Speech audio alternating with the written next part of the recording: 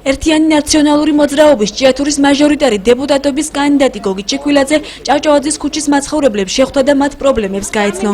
მაჟორიტარობის კანდიდატმა ამ მრჩეველს პარტიის საარჩევნო პროგრამა გააცნო და აღნიშნა, რომ გამარჯვების შემთხვევაში ჭიათურის მუნიციპალიტეტის გამგებლობის პერიოდში მის მიერ დაწყებული პროექტების დასრულებას გეგმავს. ამ 4 წლის განმავლობაში არის უძრაობის ხანა, იმ შემთხვევაში თუ მიამირჩევენ დეპუტატად, აი ეს პრობლემები გადავჭრა და გავაკეთო ისე, როგორც ხალხი ითხოვს. პრიორიტეტია წყალი, გზა, რა ვიცი, აი ბევრი მოწესრიგება, ინფრასტრუქტურის სამუშაოების მოწესრიგება. მე ხედავ ახლა დღეს ქალაქში მიდის ფართო მუშაობა ფასადების შეგებასთან დაკავშირებით, მაგრამ მე თუ მკითხავ პირველ რიგში შიგა ინფრასტრუქტურის სამუშაოები უნდა გაეკეთებინა და მე გაეღებათ ეს.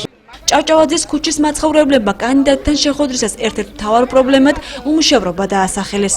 დღეს ნამდვილად თუ ვინმე გააკეთებს საქმეს, გააკეთებს ბატონი გოგი.